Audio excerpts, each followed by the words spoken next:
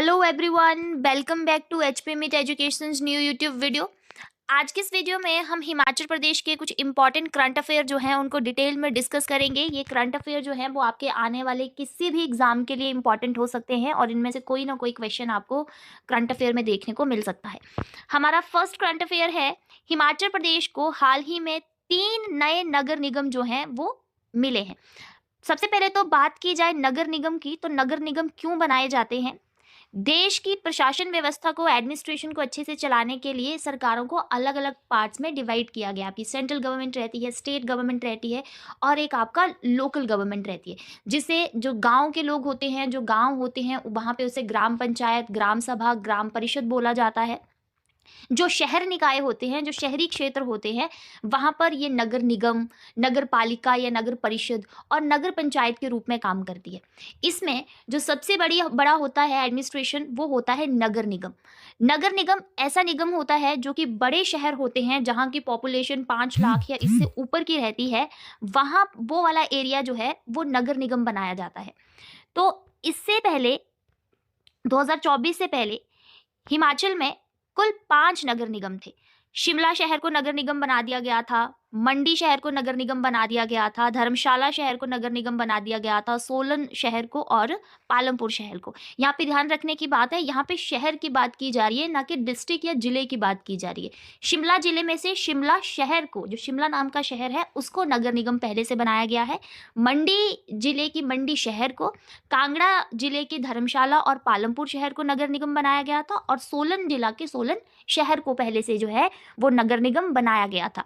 लेकिन इस बार 2024 में 3 और नए क्षेत्रों को जो हिमाचल में नगर निगम घोषित किया गया है, वो है सबसे पहले हमीरपुर जिले का हमीरपुर शहर, जो कि अब हमीरपुर नगर निगम के नाम से जाना जाएगा। ऊना जिला का ऊना शहर, उसे भी अब ऊना नगर निगम बना दिया गया और सोलन का बद्दी शहर भी अब जो है वो बद्दी नगर निगम के नाम से जाना जाएगा। तो अब जो है वो टोटल नगर निगमों की संख्या हो गई है 5 पहले के, 6th, 7th और 8th। अब टोटल 8 नगर निगम जो हैं वो हमारे हिमाचल में रहेंगे। नगर निगम बनने से डेवलपमेंट ज़्यादा होता है, पैसा ज़्यादा खर्च किया जाता है उस एरिया को डेवलप करने के लिए, वहाँ पर स्वच्छता को बनाए रखने के लिए और नई नई टेक्नोलॉजी को यूज़ करने के लिए काफ़ी ज़्यादा पैसा जो है वो इन जगहों पर खर्च किया जाता है। नेक्स्ट क्वेश्चन है, हिमाचल का एक बहुत ही फेमस फेस्टिवल बूढ़ी दिवाली, जो कि हमारी पहाड़ी क्षेत्र जो है, पहाड़ी एरिया जो है, अपर पहाड़ी एरिया जो है, वहाँ पर ये ज़्यादा मनाई जाती है। जैसे कि आप देखेंगे कुल्लू जगह पर, डिस्ट्रिक्ट की जो जगह है, शिमला के कुछ एरिया में मनाई जाती है, सिरमौर में मनाई जाती है कुछ जगह पे, किन्नौर के कुछ जगह पे मनाई जाती है, लाहौल स्पीति, हालांकि मंडी के भी कुछ कुछ एरिया जो कुल्लू के साथ लगते हैं वहाँ पर भी ये जो फेस्टिवल है ये काफ़ी ज़्यादा जो है वो सेलिब्रेट किया जाता है। तो सबसे पहले तो ये बूढ़ी दिवाली का जो फेस्टिवल है, ये कहीं ना कहीं हमारी दीपावली के साथ ही कनेक्टेड है। मुख्य दिवाली के पूरे 1 महीने के बाद जो है ये बूढ़ी दिवाली मनाई जाती है। जब भी आपकी मेन दीपावली होती है फेस्टिवल, उसके पूरे 1 महीने के बाद जो है ये बूढ़ी दिवाली का फेस्टिवल सेलिब्रेट किया जाता है। अब बात आती है कि ये त्यौहार जो है क्या हिमाचल में ही सेलिब्रेट किया जाता है, तो ये त्यौहार हिमाचल के साथ साथ उत्तराखंड के भी जो पर्वतीय क्षेत्र हैं वहां पर सेलिब्रेट किया जाता है। अब ये है क्या, तो बूढ़ी दिवाली क्यों मनाई जाती है, इसके लिए बहुत सी पौराणिक कथाएं, बहुत कहानियां हैं। एक तो जो सबसे इम्पोर्टेंट और सबसे ज़्यादा चर्चित पौराणिक कथा है वो ये है कि जब भी राम जी रावण जी का वध करके और अपना 14 साल का वनवास काट के अयोध्या वापिस आए थे, तो अयोध्या वापिस आने की जो खबर है वो पहाड़ी क्षेत्र के लोगों को 1 महीने के बाद पता चली थी, जिसके चलते उन्होंने 1 महीने के बाद ही इस खुशी को मनाने का निर्णय लिया और उन्होंने 1 महीने के बाद इसको बूढ़ी दिवाली के रूप में जो है वो सेलिब्रेट किया। यहाँ पे एक और चीज़ ध्यान देने वाली बात है कि बूढ़ी दिवाली वाले दिन दिए या फिर मोमबत्तियों के अलावा बांस की मशालें जलाई जाती हैं, जो कि आप इस तरह से फोटो में देख पा रहे हैं। ये इनका एक अलग से सेलिब्रेट करने का जो है एक तरीका है। सारे लोग मिलकर के जो हैं वो इकट्ठे होते हैं, 3-4 दिन तक ये सारा का सारा प्रोग्राम चलता है। रात को इकट्ठे होंगे, अपना गाना बजाना, खाना पीना और इस तरह से मशालें बनाते हैं बांस की लकड़ी की और सेलिब्रेट करते हैं बूढ़ी दिवाली को। तो एक तो इसके पीछे कहानी ये है। सेकंड है, ऐसा बोला जाता है कि जब परशुराम जी अपने कुछ शिष्यों के साथ भ्रमण कर रहे थे, तो उनको पहाड़ी क्षेत्रों में चलते-चलते एक दैत्य मिलता है, जिस दैत्य का वध किया था परशुराम जी ने। उस दैत्य का वध करने के बाद उन्होंने निर्मंड जगह की स्थापना की थी, जिसके चलते निर्मंड लोगों ने उस दैत्य का वध करने की वजह से वहाँ पर जो है वो बूढ़ी दिवाली मनाने का एक आप बोल सकते हैं कि सेलिब्रेट करना शुरू किया था उन्होंने। तो इस तरह से तब से बूढ़ी दिवाली मनाई जाती है। तो बेसिकली हिमाचल में जो ये बूढ़ी दिवाली है, वैसे तो बहुत से एरिया में मनाई जाती है, जैसे कि यहाँ पे मैंने लिखा भी है, कुल्लू के निरमंड में ये मेनली मनाई जाती है। सबसे अगर एक जगह बोली जाए जैसे अयोध्या, सबसे ज़्यादा दीपावली जो है वो कौन-सी जगह में इंडिया के अयोध्या में, क्योंकि वहाँ पे राम जी आए थे।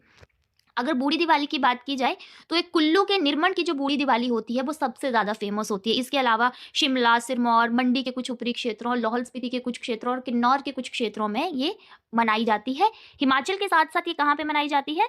उत्तराखंड में भी मनाई जाती है। तो ये है बूढ़ी दिवाली।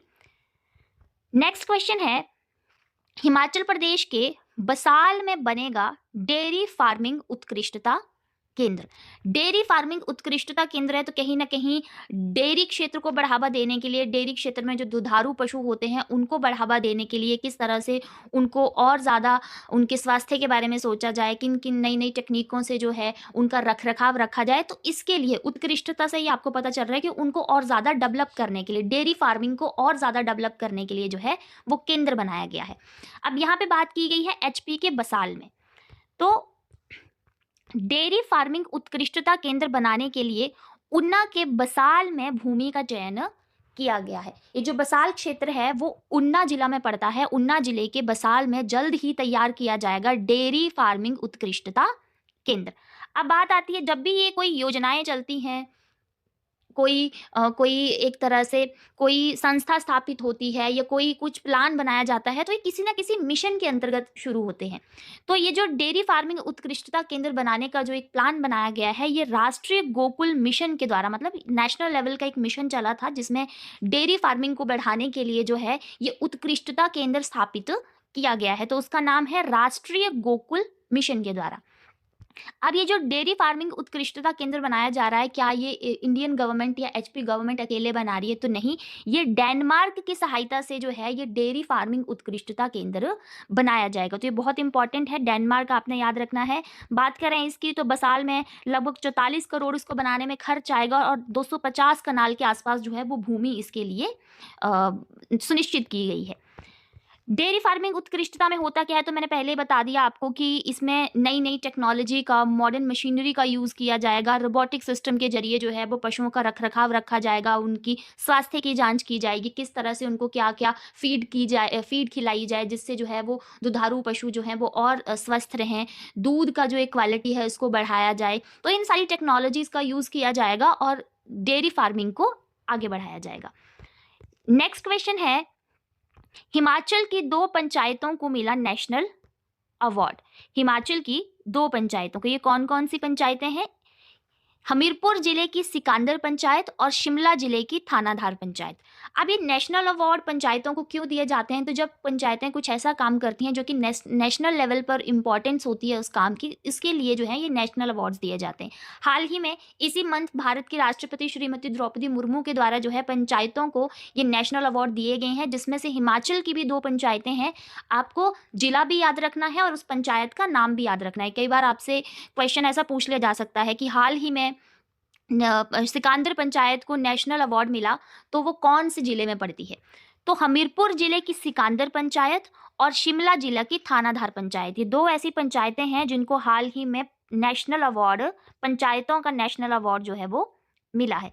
अब क्या ऐसे कारण है जिसकी वजह से मिला है? तो जो हमीरपुर की सिकंदर पंचायत है उसे जल पर्याप्त पंचायत की श्रेणी में, क्योंकि पानी की बचत करने के लिए, पानी के सही उपयोग के लिए जो है वो इसको जल पर्याप्त की श्रेणी में यह अवार्ड मिला है। वहीं पे अगर बात करें शिमला की थानाधार पंचायत की, तो सामाजिक सुरक्षा से न्यायपूर्ण और सुरक्षित पंचायत की श्रेणी में जो है उन्हें ये अवार्ड मिला है। सामाजिक रूप से किस तरह से वहाँ पे सबको एक समानता के बारे में बताया गया है, किस तरह से वहाँ पर भेदभाव को कम किया गया है, न्याय को वहाँ पे बढ़ावा दिया गया है। तो इस श्रेणी में शिमला की थानाधार पंचायत को यह अवार्ड मिला है। अब बात की जाए कि कब और किसके द्वारा दिए गए, तो मैंने बता दिया कि हाल ही में दिसंबर में ही नई दिल्ली में ये भी पूछा जा सकता है कि राष्ट्रीय पंचायत पुरस्कार 2024 का आयोजन इस बार कहाँ पे किया गया? हिमाचल में किया, हरियाणा में किया, दिल्ली में किया, महाराष्ट्र में किया, कहाँ पे किया? तो नई दिल्ली में हुआ है, जिसमें भारत की राष्ट्रपति श्री द्रौपदी मुर्मू के द्वारा जो है ये अवार्ड दिए गए हैं। तो ये क्वेश्चन भी इंपॉर्टेंट है। नेक्स्ट क्वेश्चन है, हिमाचल के सीमा कॉलेज का परिवर्तित नाम। हिमाचल का एक प्रमुख कॉलेज जिसका नाम है सीमा कॉलेज, उसका नाम हाल ही में चेंज करके पूर्व मुख्यमंत्री श्री वीरभद्र सिंह के नाम पर रखने की घोषणा की गई है। अब बात आती है कि ये कॉलेज कहाँ पे है। तो बात करें सीमा कॉलेज की, तो सीमा कॉलेज शिमला जिला के रोहड़ू क्षेत्र में स्थित है और इसकी स्थापना 1988 में की गई थी। 1988 में की गई थी। तब से लेकर के अब तक इसे गवर्नमेंट पीजी कॉलेज सीमा रोहड़ू के नाम से जाना जाता है। अब जो इसका नाम है वो हिमाचल के पूर्व मुख्यमंत्री, जो 6 बार हिमाचल के जो हैं वो मुख्यमंत्री रह चुके हैं, श्री वीरभद्र सिंह जी के नाम पर रखा जाएगा। तो ये भी आपने याद रखना है, सीमा कॉलेज रोहड़ू का नाम। नेक्स्ट क्वेश्चन है, हिमाचल में दुनिया का बोला जा रहा है तो मोस्ट इंपॉर्टेंट हो जाएगा। हिमाचल में दुनिया का पहला भूतापीय सीए स्टोर कहाँ पे बनने जा रहा है? तो सबसे पहले तो ये भूतापीय स्टोर होता क्या है आपको ये भी समझना है, और क्योंकि ये दुनिया का सबसे पहला भूतापीय स्टोर बन रहा है तो इसलिए ये और ज्यादा इंपॉर्टेंट है। World first geothermal CA store. CA का मतलब होता है कंट्रोल्ड एटमॉस्फेयर स्टोर, एक ऐसा स्टोर जहां पर एटमॉस्फेयर को कंट्रोल किया जाए, जिसकी वजह से वहां पर जो भी बागवानी चीज़ें फसलें रखनी है या कोई और फसलें रखनी है, ताकि उनकी लाइफ शेल्फ को बढ़ाया जाए, उनको ज़्यादा लंबे समय तक जो है वो अच्छे से रखा जाए, सुरक्षित रखा जाए। उसके लिए ये कंट्रोल्ड एटमॉस्फेयर स्टोर जो है वो दुनिया का पहला कंट्रोल्ड एटमॉस्फेयर स्टोर जो है वो जिला किन्नौर के टापरी क्षेत्र में बनाया जाएगा। हिमाचल के जिला किन्नौर के टापरी क्षेत्र में बनेगा आपका world first geothermal CA store, यानी कि कंट्रोल्ड एटमॉस्फेयर स्टोर। अब क्या हिमाचल इसको खुद बना रहा है? सारा का सारा कॉस्ट हिमाचल ही देगा या किसी की सहायता के साथ?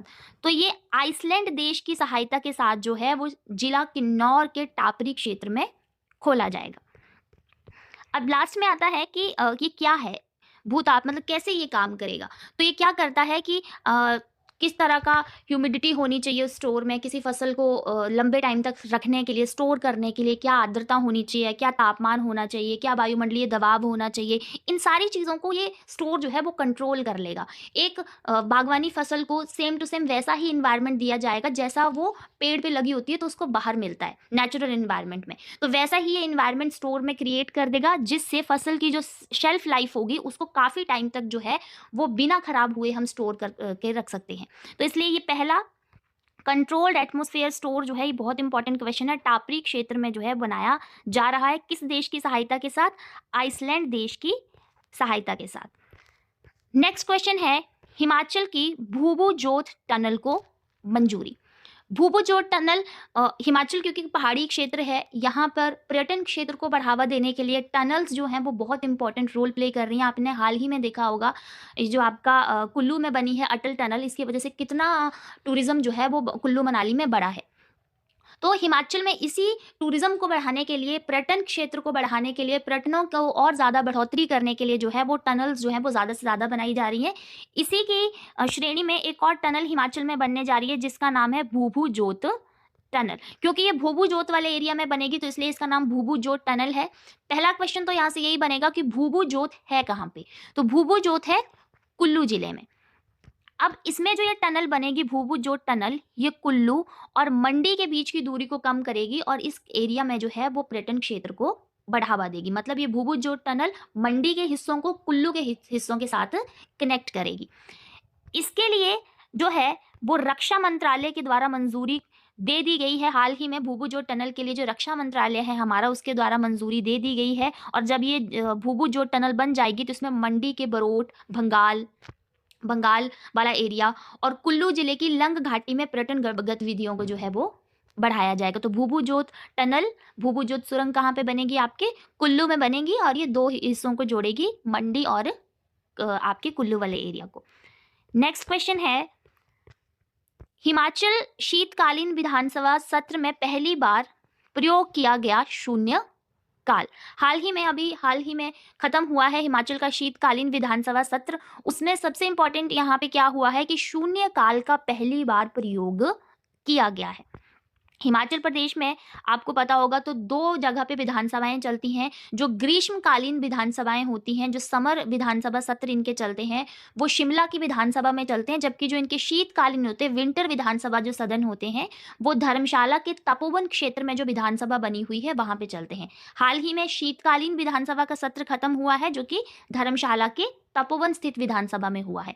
इसमें विधानसभा के इतिहास में, हिमाचली विधानसभा सत्र के इतिहास में पहली बार जो है वो शून्य काल का प्रयोग किया गया है। अब ये शून्य काल होता क्या है? तो शून्य काल जो होता है इसे 0 आवर्स भी कहा जाता है और ये हमेशा प्रश्न काल के बाद होता है। अब डिटेल में जानेंगे कि ये शून्य काल होता क्या है। जिस तरह से आपको और कोई प्रश्न पूछना होता है तो आपको पहले से उसकी जानकारी देनी पड़ती है कि हम ये क्वेश्चन जो है वो इस मंत्री से या इस सरकार के इस मंत्री से या फिर विधायक से जो है वो पूछेंगे। शून्य काल में क्या होता है? शून्य काल में आप बिना किसी को सूचना दिए महत्वपूर्ण और तात्कालीन मुद्दों को उठा सकते हैं, वो होता है शून्य काल। उसके लिए आपको किसी से भी पहले जानकारी देने की जरूरत नहीं है। आप लेकिन मुद्दे कौन से होने चाहिए? इंपॉर्टेंट होने चाहिए और तात्कालीन होने चाहिए। ये नहीं कि भाई आप 50 साल पहले या 5 साल पहले के मुद्दों को जो है वो शून्यकाल में उठाएं। वो तात्कालीन होने चाहिए और इंपॉर्टेंट टॉपिक के ऊपर ही आप क्वेश्चंस पूछ सकते हैं यहाँ पे। लेकिन एक और चीज आपको याद रखने की जरूरत है, शून्य काल में जो प्रश्न पूछे जाते हैं उनकी अध्यक्ष को, जो भी आपके विधानसभा के अध्यक्ष होंगे, उनको उस दिन 10 AM से पहले आपको वो क्वेश्चंस बताने पड़ेंगे। जो भी शून्य काल में प्रश्न पूछते हैं, दूसरे विपक्ष के लोग जो क्वेश्चन पूछेंगे, उसका जो सदन के अध्यक्ष हैं उनको उसी दिन 10 बजे से पहले आपको बताने पड़ेंगे कि हम ये क्वेश्चन जो है वो शून्य काल में पूछेंगे। उसके बाद अध्यक्ष आपको परमिशन देंगे शून्य काल में प्रश्न पूछने की। लेकिन इससे पहले आपको किसी को भी सूचना देने की जरूरत नहीं होती है। इसमें आप जो क्वेश्चन पूछना चाहें वो पूछ सकते हैं।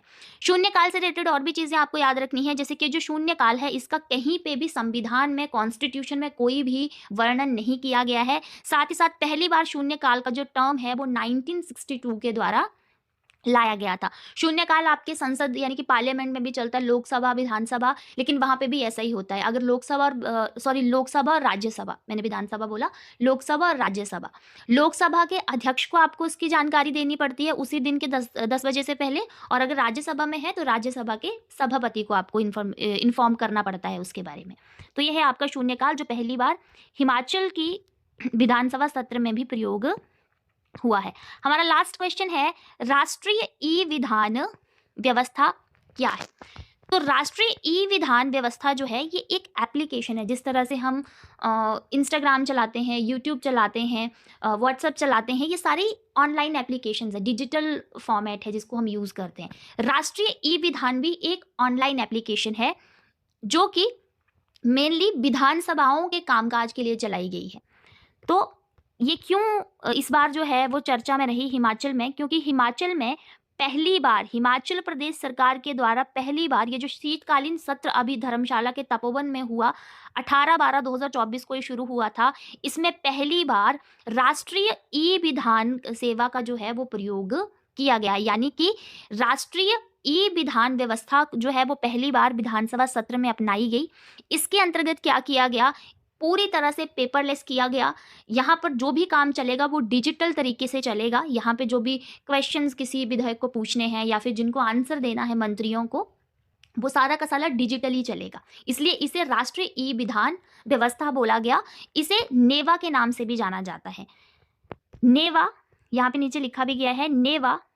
नेवा का मतलब होता है नेशनल ई विधान एप्लीकेशन। तो नेशनल ई विधान एप्लीकेशन का पहली बार हिमाचल की विधानसभा में भी जो है वो प्रयोग किया गया है। अब ये जो एप्लीकेशन है ये किस कार्यक्रम के अंतर्गत चलाई गई? तो ये भारत सरकार का डिजिटल इंडिया कार्यक्रम है, जिसके तहत ये एप्लीकेशन डेवलप की गई और जितने भी भारत के राज्य हैं उनकी विधानसभाओं को यूज़ करने के लिए कहा गया कि हर विधानसभा में ये यूज़ होनी चाहिए, ताकि इन विधानसभाओं के कामकाज को पेपरलेस बनाया जाए और कागजों का जो भी दुरुपयोग होता है या कागजों के प्रयोग को खत्म किया जाए। इसलिए राष्ट्रीय ई विधान व्यवस्था या एप्लीकेशन को जो है वो डेवलप किया गया, जिसे हिमाचल में पहली बार यूज़ किया गया। तो ये थे हमारे कुछ इंपॉर्टेंट करंट अफेयर जो कि हमने आज की वीडियो में डिस्कस किए। ऐसे ही इंपॉर्टेंट करंट अफेयर को हम आने वाले वीडियोज़ में भी डिस्कस करते रहेंगे। अगर आपको वीडियो अच्छा लगा तो वीडियो को लाइक कीजिएगा, वीडियो को शेयर कीजिएगा और ऐसी ही वीडियोज़ को देखने के लिए हमारे चैनल एचपी मीडिया एजुकेशन को सब्सक्राइब कीजिएगा। इसके अलावा हमारे इंस्टीट्यूशन में जल्द ही आपकी एचपी हाई कोर्ट और पुलिस के लिए भी ऑनलाइन बैच जो हैं वो शुरू होने वाले हैं, तो उसकी जानकारी भी आपको जल्द से जल्द दे दी जाएगी। अगर आपको कोई और इन्फॉर्मेशन चाहिए तो दिए गए नंबर पर आप डिटेल ले सकते हैं।